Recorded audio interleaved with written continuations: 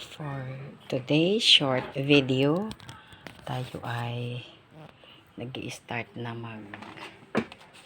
balot ng mga gift. Nako! Kabahan na kayo. Ang makakatanggap nito, kabahan na kayo. Bakit? Pwedeng totoo, pwedeng hindi.